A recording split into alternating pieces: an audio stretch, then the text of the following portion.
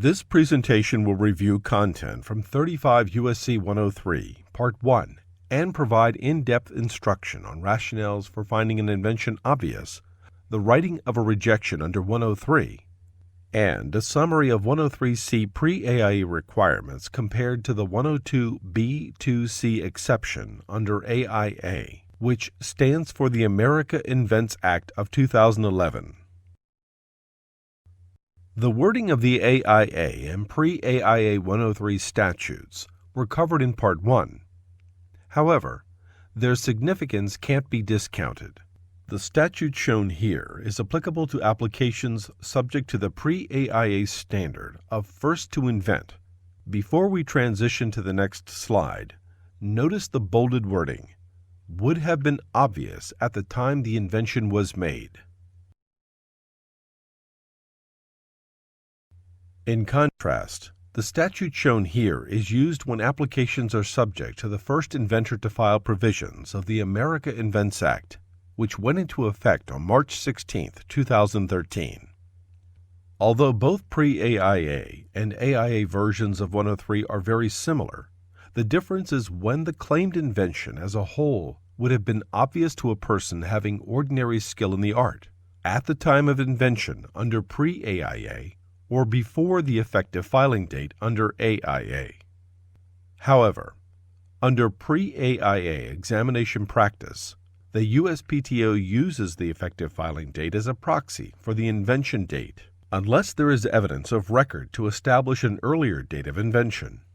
Thus, as a practical matter during examination, this distinction between AIA 103 and pre-AIA 103 will result in a difference in practice only in a pre-AIA case that includes evidence concerning an earlier date of invention. Such evidence in a pre-AIA case is normally used to swear behind a reference already applied by the examiner. When making a determination of obviousness, the focus should be on what a person of ordinary skill in the art would have known at the applicable time, and on what such a person would have reasonably been expected to have been able to do in view of that knowledge. The examiner has the burden of going forward with providing facts to establish evidence. Thus, the reasons need to be clearly articulated in the office action and not merely conclusory. Even when you have factual support to make the obviousness rejection, you must still consider evidence supporting patentability as provided in the specification and other evidence submitted by the applicant. In other words, patentability is based on a preponderance of evidence, such that the evidence supporting patentability must be more convincing than the evidence against it.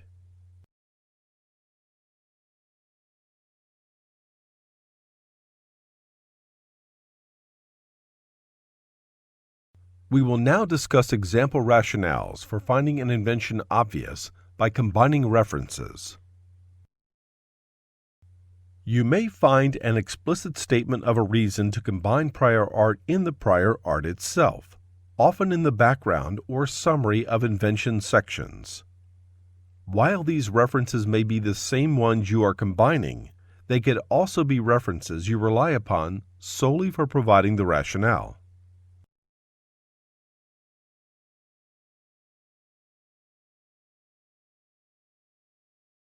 Even if not explicitly stated in the prior art, rationale for combining prior art may be implicit in the prior art. It may also come from common sense and from knowledge available to those of ordinary skill in the art. The KSR versus Teleflex Supreme Court decision provided example rationales which may be used to establish a prima facie case of obviousness. Note that these are merely guidelines and should not be construed to be an exhaustive list. Regardless, you must explain in your office action how the applied rationale supports a conclusion of obviousness. Examples of these 7 rationales will be discussed further in the next few slides. You can find additional examples in MPEP 2143.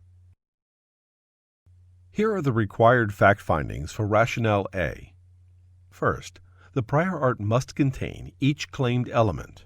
Second, the elements must have been combinable by known methods without changing their functionality. And third, the results of the combination would have been predictable. Rationale A may apply when all claimed elements were known and could have been combined by known methods with predictable results. The 1969 Supreme Court decision, Anderson's BlackRock, Inc. versus Pavement Salvage Company, illustrates Rationale A. The claimed invention was an asphalt paving machine which combined several well-known elements onto a single chassis. Standard prior art paving machines typically combined spreading and shaping equipment onto a single chassis to apply wide strips of asphalt. The alleged infringement resulted when Anderson's BlackRock Incorporated placed a radiant heat burner on the front of a standard paving machine. Paving often requires applying multiple strips of asphalt side by side. Previously applied strips have usually cooled by the time an adjoining strip is applied. That resulted in the problem of so-called cold joints along adjoining sides of asphalt strips. A U.S. patent issued in 1905 taught a standalone radiant heat burner device for treating the old pavement in place in such a manner as to cause it to unite with the new compound. The 1905 patent was directed to asphalt patching, not surfacing, but the radiant heater of the 1905 patent was still used to soften cooled pavement for joining with new pavement. The court concluded that the convenience of putting the burner together with the other elements in one machine, though perhaps a matter of great convenience, did not produce a new or different function, and the use of the old elements in combination would have been obvious to those skilled in the art. Here are the required fact findings for Rationale B. First, the prior art must contain technology that differed from the claimed invention by the substitution of some components with other components. Second, the substituted components of the claimed invention were known. And third, the results of the substitution would have been predictable. Rationale B requires that the claim would have been obvious because the substitution of one known element for another known element would have yielded predictable results to one of ordinary skill in the art. The 1982 CCPA decision, In re Fout, illustrates Rationale B. The claim was drawn to a method for decaffeinating coffee or tea by transferring caffeine from coffee to a fatty material such as oil, separating the coffee from the oil, and then subjecting the caffeine-laden oil to evaporative distillation to recover the caffeine.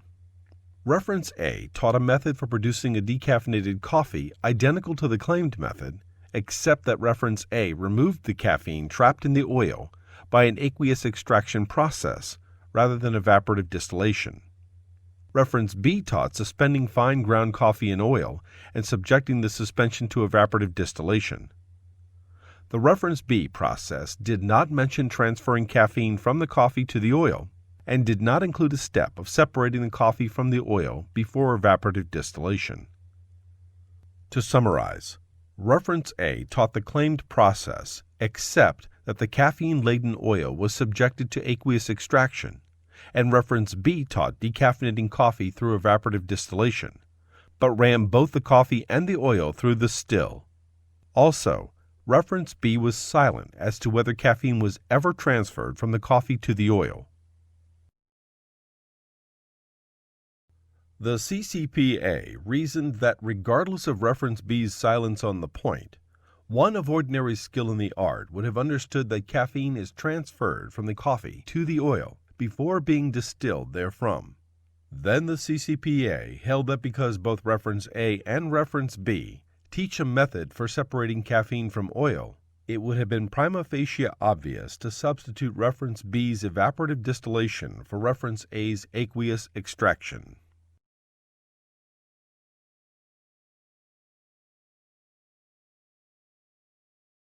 Keep in mind that rationales A and B are not sufficient if the results would not have been predictable to one of ordinary skill in the art. For example, a parts catalog does not render any device constructed from such parts obvious per se. Here are the required fact findings for Rationale C. First, the prior art must contain a base device, method, or product upon which the claimed invention is an improvement. Second, the improvement must be taught by comparable prior art. And third, the improvement could have been applied to the base device, method, or product in the same way with predictable results.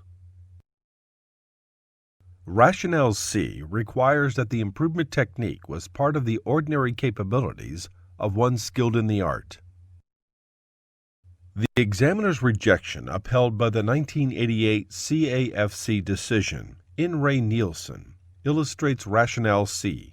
The claim recited, a means by which the self-oscillating inverter in a power line-operated inverter-type fluorescent lamp ballast is disabled in case the output current from the inverter exceeds some pre-established threshold level for more than a very brief period.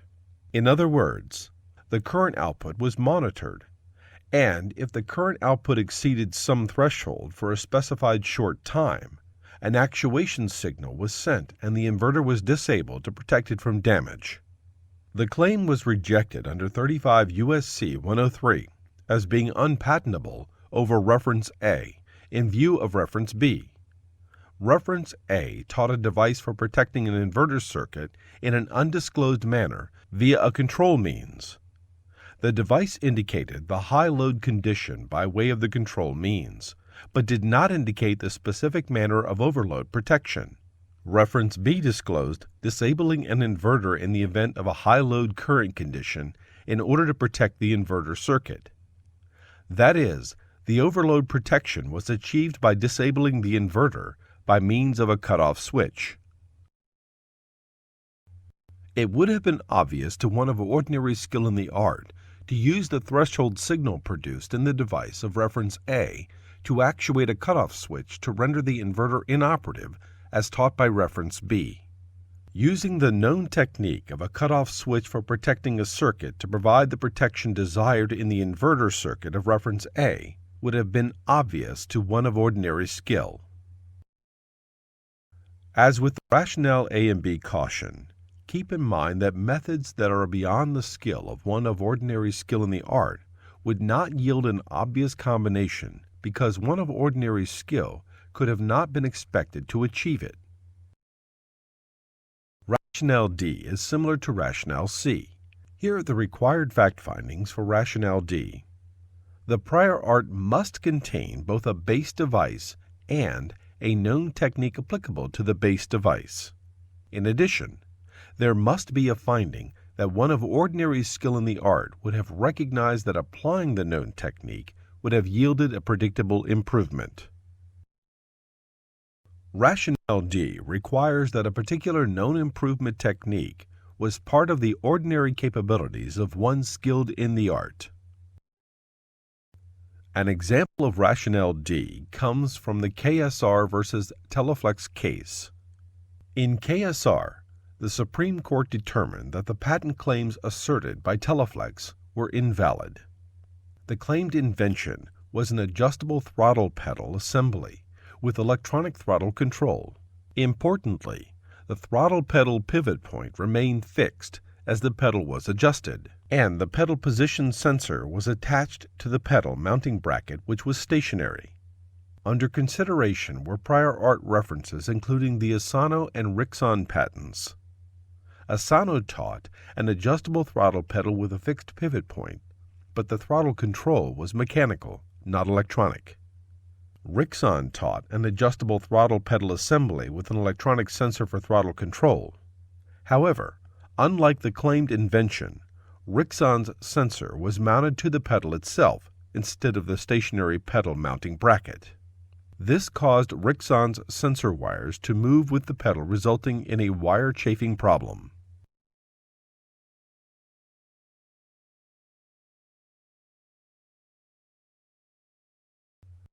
The court said, Just as it was possible to begin with the objective to upgrade Asano to work with a computer-controlled throttle, so too was it possible to take an adjustable electronic pedal like Rixon and seek an improvement that would avoid the wire chafing problem. Improving Rixon to avoid the wire chafing problem is an example of rationale D. The court cited another reference, the Smith patent, which taught that to prevent the wires connecting the sensor to the computer control from chafing and wearing out, the sensor should be put on a fixed part of the pedal assembly rather than in or on the pedal's footpad.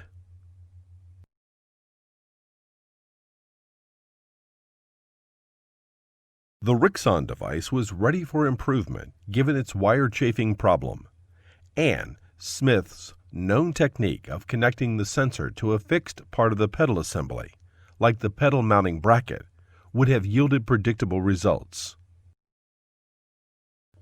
Example rationale E requires the claim would have been obvious because there was a recognized problem or need in the art, with a finite number of identified predictable potential solutions. Thus, one of ordinary skill in the art could have pursued the known potential options with a reasonable expectation of success. The KSR decision explained the reasoning behind rationale E as follows. A person of ordinary skill has good reason to pursue the known options within his or her technical grasp. If this leads to the anticipated success, it is likely the product not of innovation, but of ordinary skill and common sense.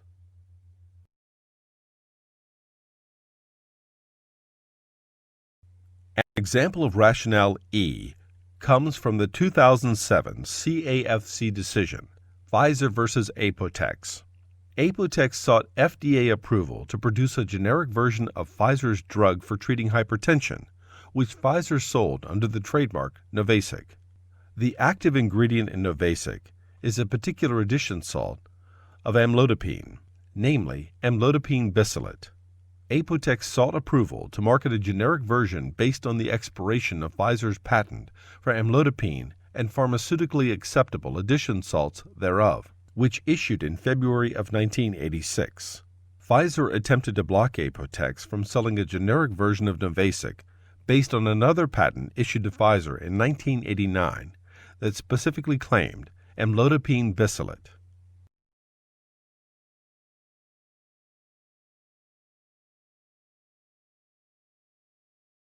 To obtain the 1989 patent, Pfizer filed a Rule 132 declaration stating that among all the addition salts of amlodipine, amlodipine bisalate had unexpectedly superior properties, particularly with regard to machinability and compression tablet formation. Pfizer argued before the examiner that based on such unexpected results, the bisalate salt of amlodipine is a unique compound and not an obvious one. Pfizer repeated this argument before the CAFC. The court found, however, that one of ordinary skill in the art having problems with the machinability of amlodipine would have looked to forming a salt of the compound and would have been able to narrow the group of potential salt formers to a group of 53 anions known to form pharmaceutically acceptable salts. These were the known options within the technical grasp of a person of ordinary skill. 53 potential salt formers was an acceptable number of known options to form a reasonable expectation of success, making it obvious to try those options. Here are the required fact findings for rationale F. First, the prior art must contain a similar or analogous device, method, or product. Second, design incentives or market forces would have prompted adaptation of the known device. Third, the differences between the claimed invention and the prior art were encompassed in known variations or in a principle known in the prior art. And fourth, the claimed invention would have been predictable and could have been implemented in view of the design incentives or market forces. Rationale F requires that the claim would have been obvious because design incentives or other market forces provided a reason to make an adaptation of a known device, method, or product, and Implementing the adaptation in a predictable manner results in the claimed invention. The Supreme Court's KSR versus Teleflex decision provides an example of rationale F. Recall from the discussion of rationale D that Teleflex's claimed invention was an adjustable throttle pedal assembly with electronic throttle control.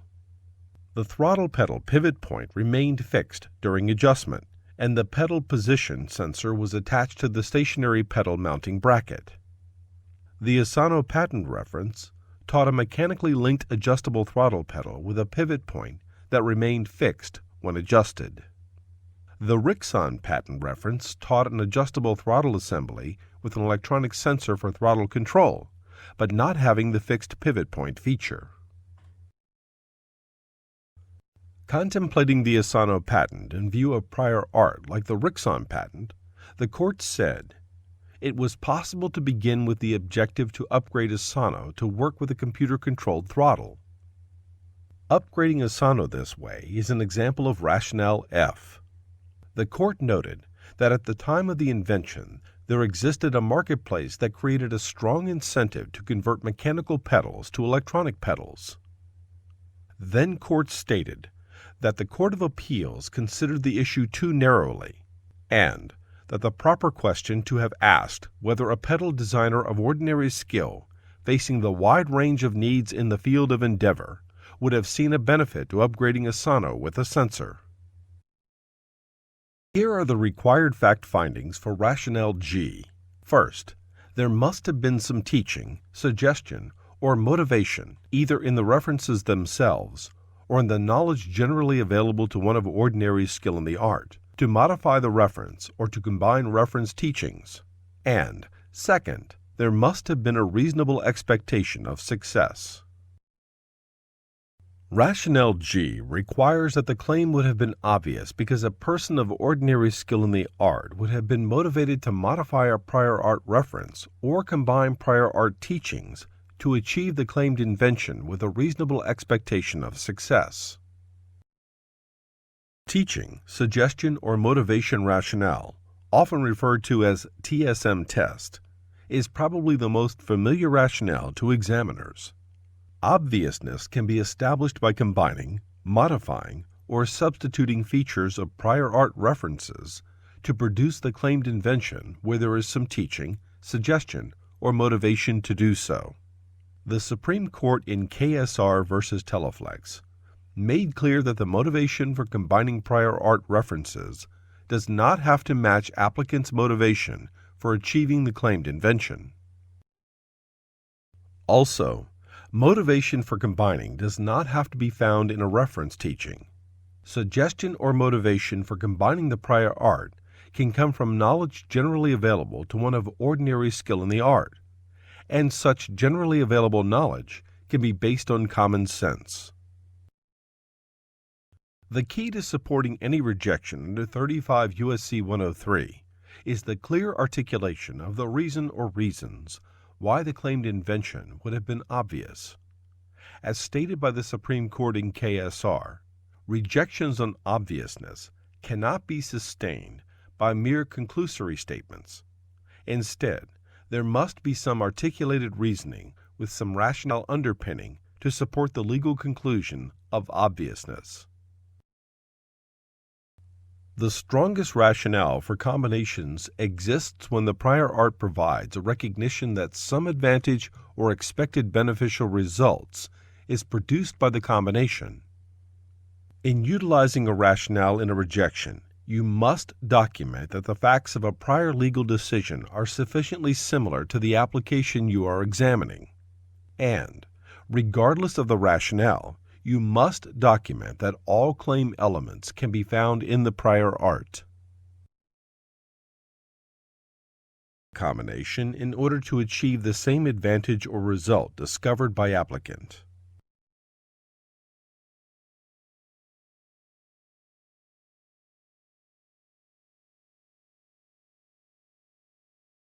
The next section provides a more detailed example of combining prior art references and determining the rationale to combine them. For this example, we have a small portable personal alarm and have found patent number 4,719,454 as a reference. The personal alarm uses a miniature buzzer and can achieve high sound levels. Like Hopkins, the alarm can be reset by pressing a proper combination of buttons. The combination of buttons that will deactivate the buzzer depends on the internal wiring of the deactivation circuit. The claim for the personal alarm device includes 6 structural limitations, 5 of which are found in the Hopkins patent. However, Hopkins does not teach said deactivating switch is hidden from view. A secondary reference, Hierarchy, teaches a personal security alarm with a hand unit transmitter and a torso alarm. Hierarchy also includes a transmitter of the hand unit being actuated by a button positioned at the palm of the user. Hierarchy teaches that voluntary or involuntary clutching of the actuator button energizes the transmitter to cause the alarm to sound. Hierarchy further teaches that the reset button to turn off the switch can only be accessed through aperture 28 of the housing 24 by means of a thin elongated tool such as the tip of a screwdriver. Together, Hopkins and Hierarchy teach all 6 claim limitations. Should you reject the claimed invention under 35 U.S.C. Section 103 over Hopkins in view of Hierarchy? The background of the invention section of Hopkins provides an explicit and sound statement regarding the use of known personal alarms and the possibility that with existing alarms, a perpetrator can turn off the alarm before help is summoned. The summary of the invention section of Hierarchy provides an explicit and sound statement regarding the use of personal alarms and the objective of providing a personal security alarm which cannot be easily disabled by an assailant. Furthermore, in the detailed description of preferred embodiments section of Hierarchy discloses that since the hidden on-off switch is difficult to access, it is unlikely that an assailant will stick around long enough to figure out how to turn the alarm off. Thus, a reading of Hopkins and Hierarchy in their entirety demonstrates a reason to combine, which is to prevent an assailant from easily deactivating the alarm. It is important for the examiner to properly communicate the basis for rejection so that issues can be identified early and the applicant has fair opportunity to reply. Furthermore, if an initially rejected application issues as a patent, the rationale behind an earlier rejection may be important in interpreting the scope of the patent claims. The written record must be clear as to the basis not only for the grant, but also for any earlier placed rejection. Regardless of the rationale to combine references, you must resolve the Graham versus Deere inquiries, articulate the findings from the prior art clearly and sufficiently to support the obviousness rejection being made, and articulate how the rationale leads to a conclusion of obviousness. As a reminder, these are the basic factual inquiries of Graham versus John Deere. The last factor is also commonly known as evaluating evidence of secondary considerations, such as long-felt but unsolved need, failure of others, unexpected results, commercial success, and so on. Such evidence may often be presented in a Rule 132 affidavit. Rule 132 affidavits will be covered in a later module. You must clearly articulate in the office action the findings of fact as to what one of ordinary skill in the art would have known at the time the invention was made. You must clearly explain the rationale that leads to a conclusion of obviousness without using impermissible hindsight. Always remember that all claim limitations need to be accounted for in your rejections, and such findings must be clearly articulated along with a clear articulation of the reasons why the claimed invention is obvious. We will now take another look at the claimed invention in the personal alarm example. The current slide provides a sample write-up of the first part of the obviousness rejection, in which the examiner has clearly articulated the explicit findings from the Hopkins reference, including both the claimed elements and also a statement from Hopkins related to a problem associated with alarms being turned off by perpetrators. The next finding of fact is the claim limitation that is missing from the Hopkins reference. This is followed by a clear articulation that the missing claim limitation is taught in hierarchy, a finding of fact from hierarchy regarding the purpose of the limitation, and a well-supported rationale for the combination of hierarchy's teaching into the invention of Hopkins, including what the predictable result of the combination would have been. The rejection establishes that this combination would have been obvious to a person of ordinary skill in the art. Note that this is not the only rationale the examiner could have used. For example, the examiner could have also used the TSM, or Teaching Suggestion Motivation Test.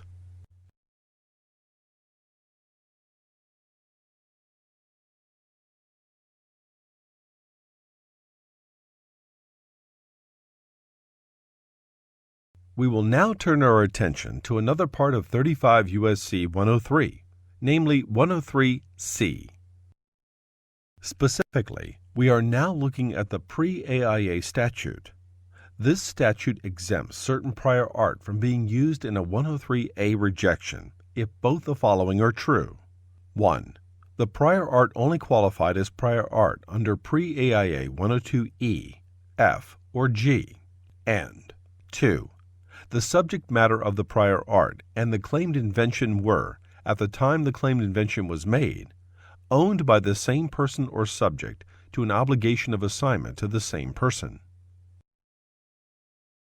This exemption is available for use by the applicant only after a rejection is made by the examiner. Therefore, you must make all appropriate rejections even if you think applicant will later be able to invoke 103C. To summarize and emphasize limitations on the pre-AIA 103C exemption: 1. It applies only to 103 rejections. 2. It applies only against prior art available solely date-wise as pre-AIA 102E, F, or G. And 3. It does not apply if the reference is also available under pre-AIA 102A, B, C, or D.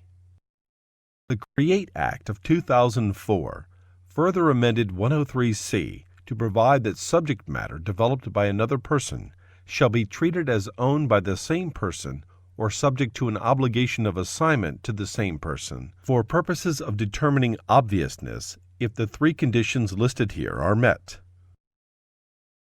In addition to making the rejection even if you think applicant may invoke 103C, it is also important to make reasonable backup rejections to claims that do not require the reference in question. If you do not include these, and applicant later invokes 103C, then what could have been a backup rejection will need to be a new ground of rejection in your next office action. Thus, this action cannot be made final. However, if applicant invokes 103C based on the CREATE Act and a double patenting rejection becomes available as a result, such new grounds of rejection will not prevent making the next action final.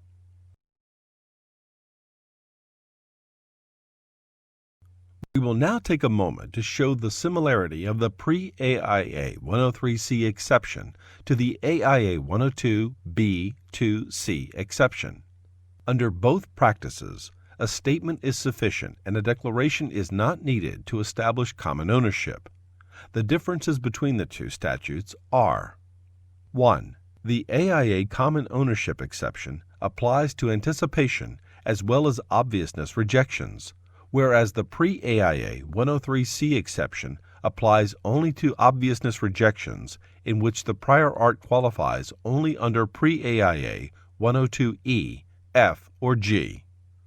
2. Under the AIA statute, common ownership must exist no later than the effective filing date of the claimed invention. By contrast, pre-AIA 103C requires common ownership as of the date that the claimed invention was made. In summary, You should now be more familiar with establishing a prima facie case of obviousness, rationales for finding an invention obvious, how to write a rejection under 35 U.S.C. 103 and 103C requirements, and how they compare to the 102B2C exception of AIA.